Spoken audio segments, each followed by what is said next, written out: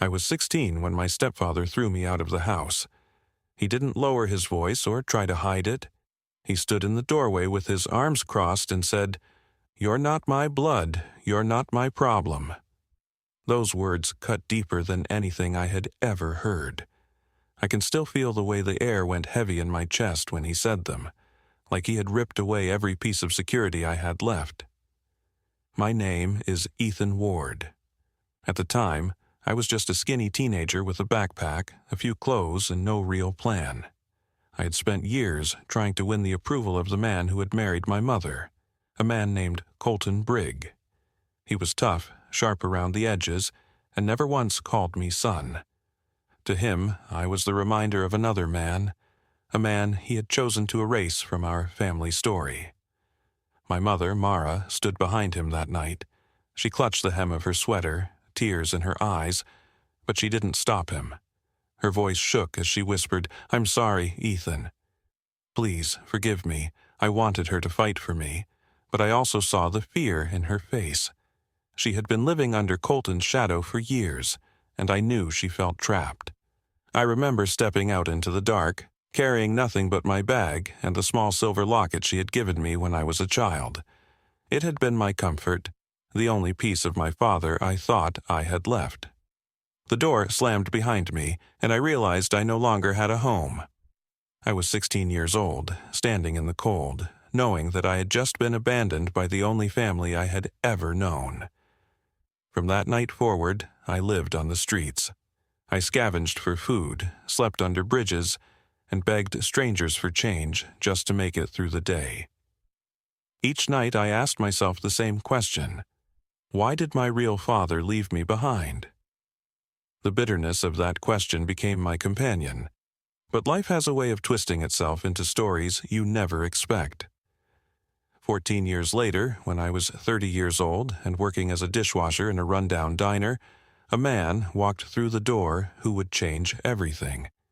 His name was Silas Crane, and the first words out of his mouth were, "I've been searching for you for 14 years." He carried an envelope that contained the truth about my life. The truth that shattered every belief I had about who I was and why I had been left to suffer. Inside was a bank statement with $73 million attached to my name, and a letter from my biological father explaining why I had to be hidden. That night, when Colton Brigg threw me out, I thought my life had ended. What I did not know was that it was only the beginning. Before that night, when Colton threw me out, my life had already been built on shaky ground. I was born in a small town in Ohio, and for as long as I can remember it was just me and my mother, Mara.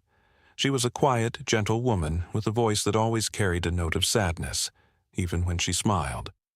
I grew up asking about my father, but she never gave me more than a vague answer. She would say, "Your father loved you, Ethan, but he couldn't be here." That was all. As a child, I accepted it. As a teenager, it started to feel like a wound that would never close. When I was 10, my mother remarried. That was the day Colton Brigg entered our lives. Colton ran an auto yard on the edge of town, fixing up old trucks and scrapping parts. He was the kind of man who wore oil-stained shirts even to church, the kind who spoke in a tone that made people either shrink back or stay silent. At first, I thought maybe he would be the father figure I had been missing. I was desperate for someone to teach me how to throw a baseball, or to sit me down and tell me how the world worked. But Colton never looked at me that way. The first week after they married, he called me boy. Not Ethan, not son, just boy. At the dinner table, he would ask, "Boy, did you finish your chores?" When I got a B on my math test, he sneered and said, "Boy, you'll never make it anywhere with grades like that." Each time, it stung.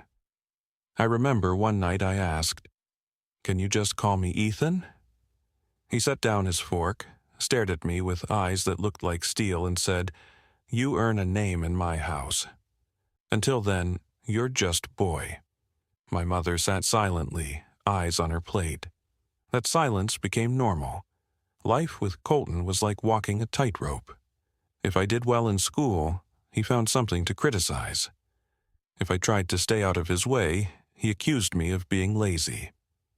The only moments of comfort came when my mother would sit on the edge of my bed after he had fallen asleep. She would tuck the blanket around me and whisper, "You're stronger than you think, Ethan.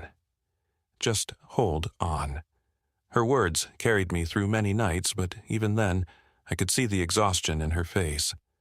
She worked long hours at the grocery store to keep food on the table, and her body carried the stress of trying to keep peace in a house where peace never lasted. By the time I was 15, I started dreaming of leaving. I thought maybe if I worked enough hours after school, I could save for a small apartment. I found odd jobs mowing lawns, carrying groceries for elderly neighbors, and helping stock shelves at the corner store. I gave half the money to my mother, but Colton always said it was never enough. He demanded I quit school to work full-time in his auto yard. "What good is algebra when there's real work to be done?" he barked one night. I told him I wanted to finish high school, maybe even go to college one day. His face twisted with anger, and he told me I was full of foolish dreams. That tension grew heavier every day. Colton's resentment toward me was like a storm cloud that never moved.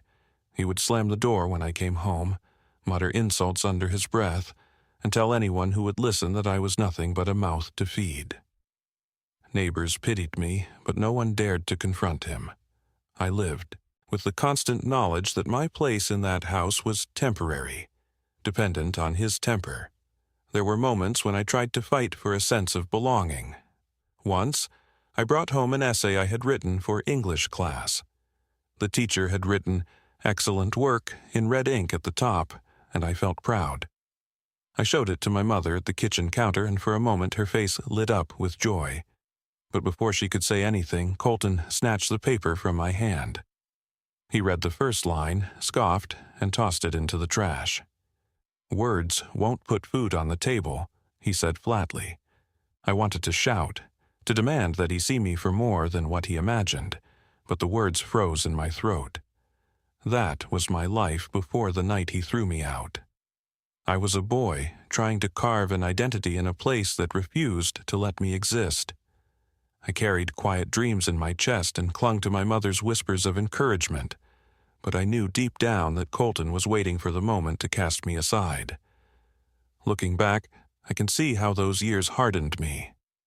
They taught me how to work, how to survive without affection, how to rely on myself.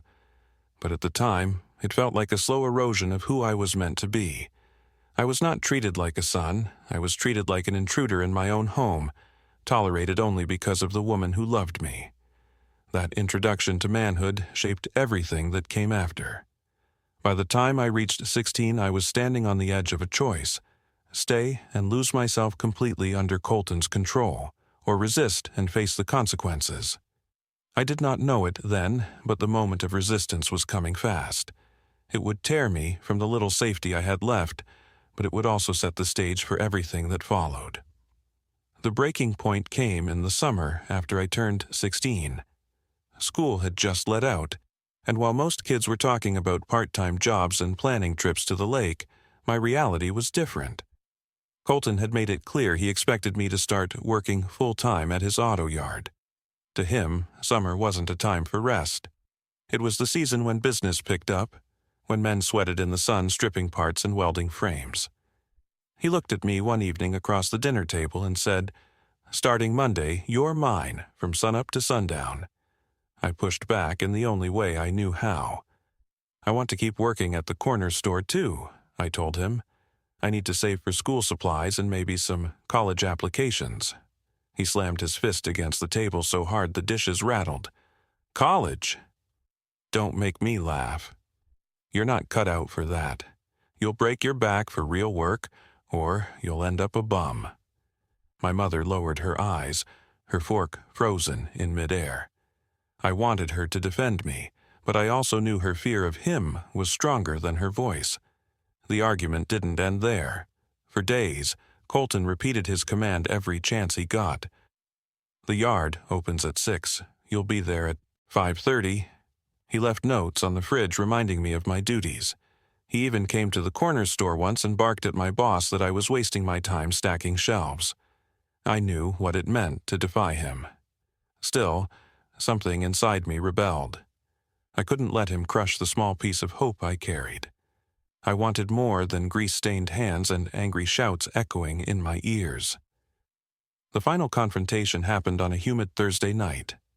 The cicadas buzzed outside, and the air smelled of gasoline from Colton's work clothes. I had just told him that I wasn't quitting school or my job at the store.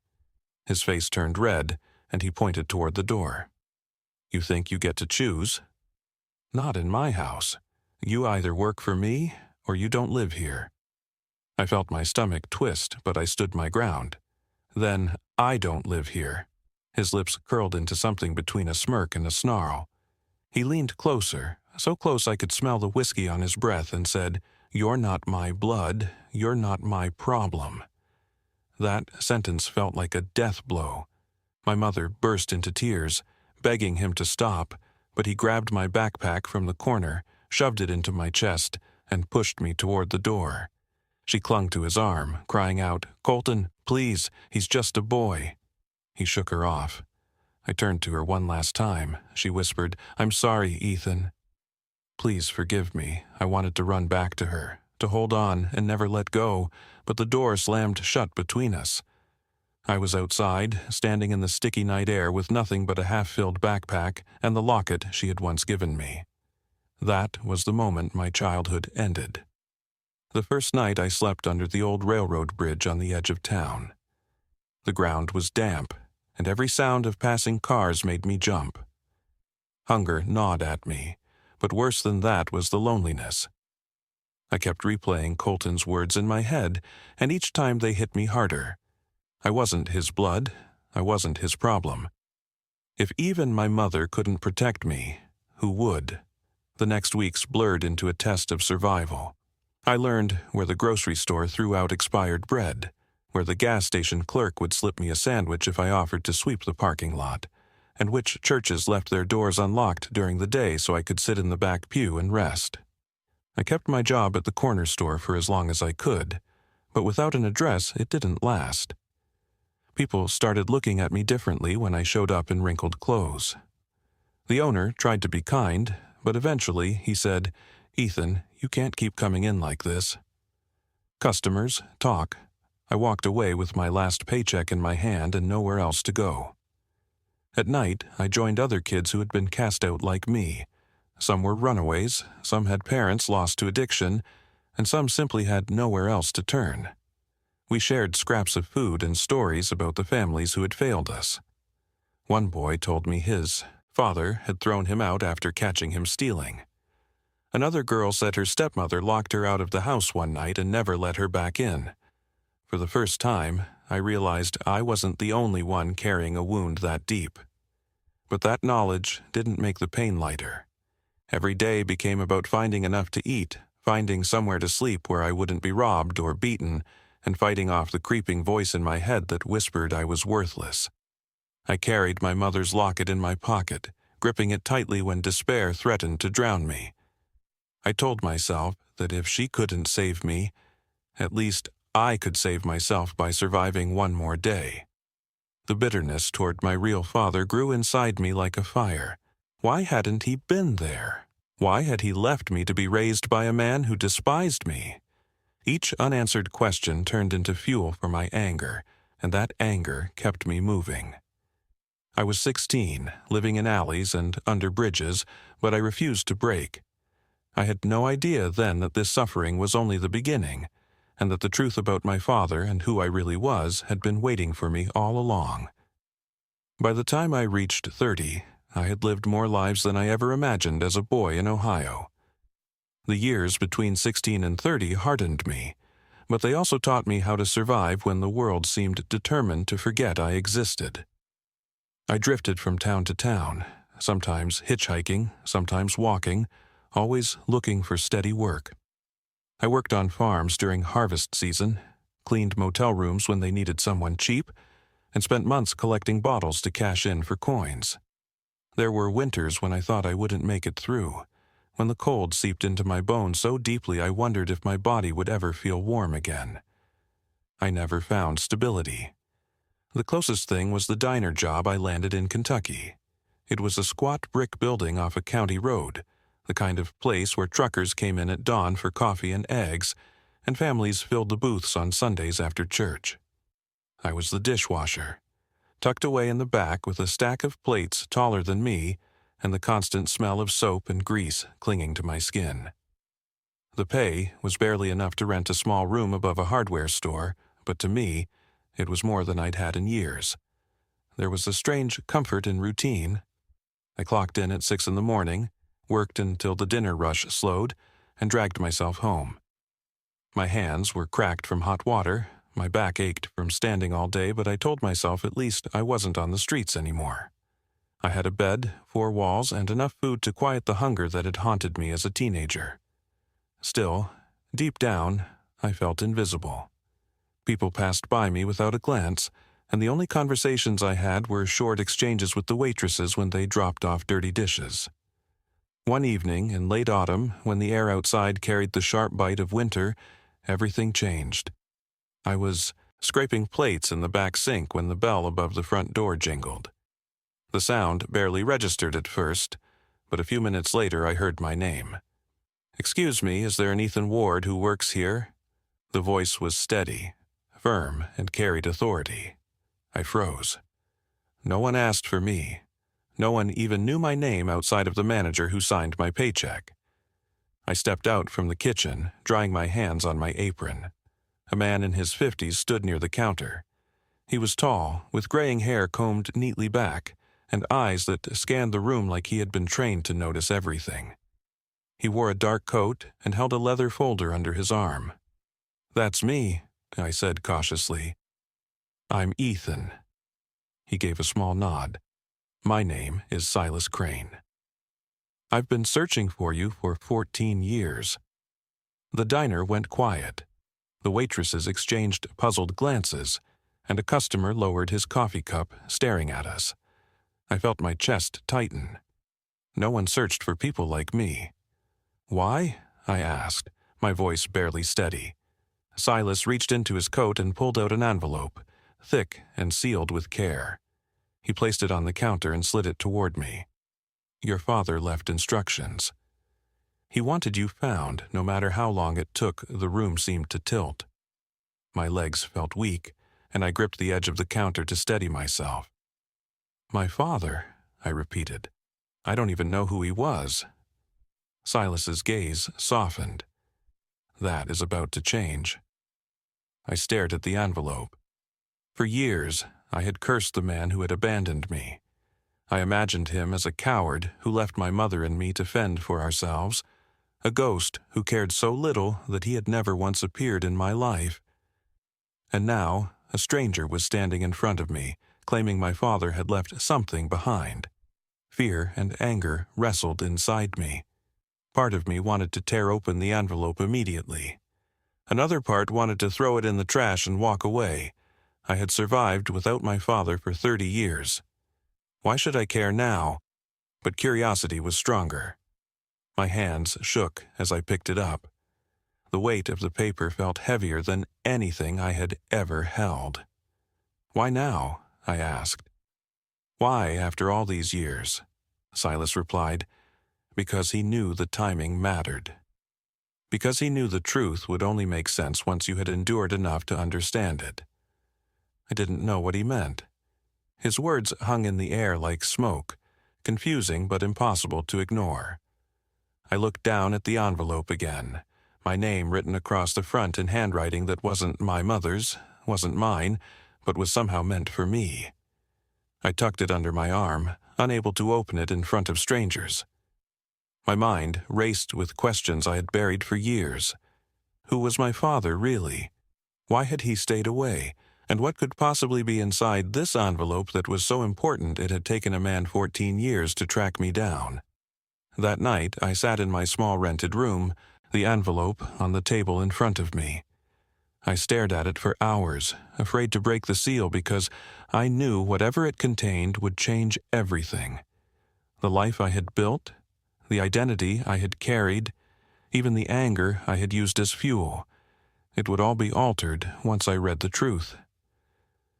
At last, with my hands trembling, I slid my finger under the flap and opened it. Inside was the revelation I had never expected. When I finally opened the envelope, my hands shook so badly I had to steady it against the table. Inside was a thick stack of papers. On top was a bank statement. At first, my eyes skimmed over the numbers without understanding. Then, I saw the balance. $73 million. I blinked, rubbed my eyes, and stared again. The number did not change. My breath caught in my throat. For a moment, I thought it had to be some kind of mistake. How could a man who had abandoned me, who had left me to be raised by a cruel stepfather, leave behind this kind of money? Why would it have my name on it? Beneath the statement was a handwritten letter. The paper was old, the edges slightly yellowed. My name was written at the top in bold strokes. Ethan, it began. I forced myself to keep breathing as I read. My son, I know this letter will reach you long after I am gone. There is no way for me to know what kind of man you have become, but I have carried you in my heart every day of my life. If you are reading this, it means the time has come for you to know the truth. I stopped and pressed the page against my chest. For the first time in my life, I was reading words from the man who had given me life. The letter continued. When you were born, I was already living in danger. My name is Jonathan Hale. I built a business that grew quickly, but with success came enemies. When your mother became pregnant with you, threats were made. People I trusted turned against me. I realized that anyone connected to me was at risk. To protect you, I made the hardest choice of my life. I stepped away. I gave your mother everything she needed to keep you safe, but I could not stay by her side without putting both of you in danger. My chest tightened as I read. For years I had told myself my father was a coward. Now I was learning he had left not because he did not care, but because he feared for my life. The letter grew heavier with each word. I arranged for money to be placed aside, held in trust, to give you the future I could not provide myself. I asked a man I trusted, Silas Crane, to find you when the time was right. If you are holding this letter, it means I am gone, but my hope is that you now understand why I had to stay hidden. Tears blurred the ink on the page. I wiped them away, determined to read every word. I never stopped loving you, Ethan. Every day I thought of you. Every decision I made was with your safety in mind. I regret that you had to grow up without me, but I pray you can find it in your heart to see that I acted out of love. You were not abandoned. You were protected. I put the letter down and buried my face in my hands. My entire life I had carried the weight of being unwanted. I had believed I was nothing more than a burden. Yet here in my hands was proof that my father had loved me enough to give up everything. The money almost felt secondary compared to the words on that page. $73 million was a number I could hardly comprehend, but the line that echoed in my mind was simple. You were not abandoned. You were protected. I thought of the locket in my old backpack, the one I'd carried for years as a link to a ghost. It was never a piece of my father. It was a piece of my mother's love, a love that had been as trapped as I was. The two loves, my mother's fragile one and my father's distant, protective one, finally settled together in my heart. For the first time since I was a boy, I cried without holding back. All the nights under bridges, all the hunger, all the anger toward a man I thought had left me for nothing. It poured out of me in wave after wave. My chest ached, but in that ache was something new. Release. Hours later, when the tears slowed, I read the letter again. Then again. Each time, I felt the words carving into me, reshaping who I thought I was. I realized that while Colton had thrown me away, while my mother had been too afraid to shield me, my true father had been carrying me in his heart from a distance. I thought back to Silas, standing in the diner, steady and patient, saying he had been searching for me for 14 years. I understood now the weight he must have carried, guarding this secret until the time came. Jonathan Hale had trusted him with the most important task of his life, and Silas had fulfilled it. I stared at the bank statement one more time. $73 million. It felt like more money than the entire world. I thought about the kid I had been at 16, shivering under that bridge, clutching a locket, and wondering if life would ever get better. I thought about how many nights I had gone to bed hungry, how many jobs I had taken just to survive, and now all of that suffering stood beside a fortune I had never imagined. It would be easy to say I felt joy, but the truth was more complicated. I felt grief for the years I had lost. I felt anger that my mother had never told me the truth. I felt confusion about what I was supposed to do with this inheritance. But above all, I felt something I had not felt in years. Hope. My father's letter had given me back my name. Not boy, not burden, not mistake. I was Ethan Ward, the son of Jonathan Hale, a man who had sacrificed presence for protection, a man whose love had reached me across decades. That night, as I folded the letter and placed it carefully back in the envelope, I whispered into the quiet of my room, "I forgive you, Father. Thank you for never forgetting me." After reading my father's letter, I sat in silence for hours. The weight of $73 million was staggering, but the greater weight was knowing that I had not been abandoned. For years, I had told myself a story about who I was, unwanted, forgotten, disposable. That story had shaped how I saw the world and how I saw myself. Now, I held proof that my father had loved me, that his absence had been a sacrifice and not a rejection. The days that followed felt surreal. Silas Crane stayed in town, meeting with me privately to explain how the inheritance had been managed. He spoke in calm, steady tones, making sure I understood the responsibilities that came with wealth of that size. "Your father wanted you to have freedom," Silas told me, "but he also wanted you to be wise.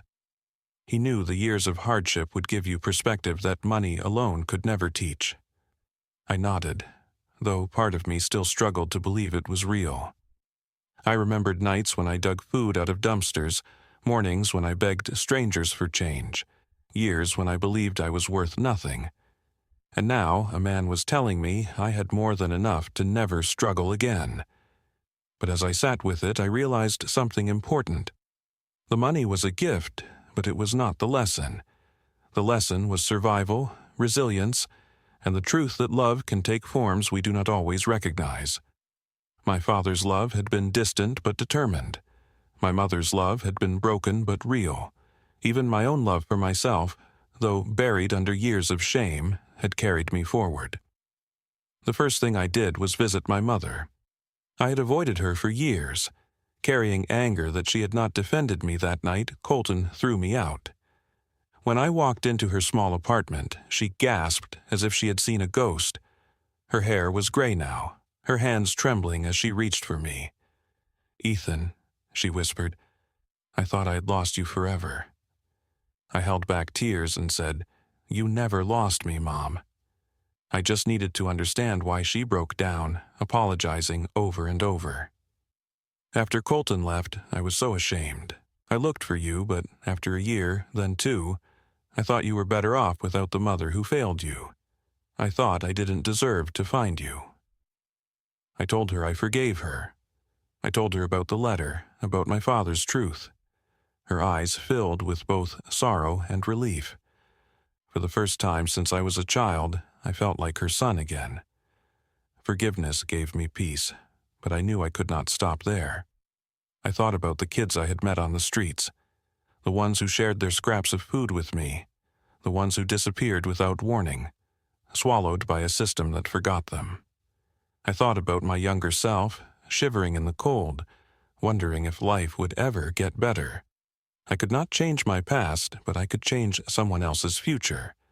I used part of my inheritance to start a foundation for homeless youth.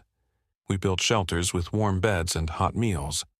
We provided counseling, job training, and the kind of support that I had desperately needed when I was 16. I visited often, sitting with the kids, listening to their stories. Some of them looked at me with disbelief when I told them I had once been where they were. "You don't look like it now," one boy said. I smiled and replied, "Neither will you one day." Keep fighting. You are not forgotten. Every time I walked out of one of those shelters, I carried a sense of purpose that no amount of money could buy. My father had left me wealth, but more importantly, he had left me the chance to turn my pain into something good. I also kept working, though not as a dishwasher. I found meaning in speaking at schools, churches, and community centers, telling my story so that others would understand what it means to lose everything and still keep going. People listened because they could see I had lived it, that every word came from a place of truth. Now, when I look back at that boy standing outside his home with a backpack and nowhere to go, I wish I could tell him what I know now. I would say, "Hold on. The pain is real, but it will not last forever. You are stronger than you think, and your life has a purpose you cannot yet see." The night my stepfather threw me out, I thought my story was ending, but the truth is, it was just beginning. What I learned is simple but powerful. Sometimes we are broken so we can be rebuilt stronger. Sometimes we are cast aside so we can learn how to stand on our own. And sometimes we are hidden because the world is not yet ready for who we are meant to become. I no longer carry anger as my fuel. I carry gratitude. Gratitude for my father's sacrifice, for my mother's fragile love, for Silas's loyalty, and for my own refusal to give up. And to you, listening to my story now, I want to leave you with this. No matter how forgotten you feel, no matter how cruel the world has been, you are not worthless. You are not beyond hope. Your story is not finished.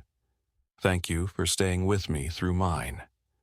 If this story touched you, please give the video a like, share it with someone who needs to hear it, leave a comment about your own journey, and subscribe to the channel so we can keep sharing stories of struggle, survival, and hope.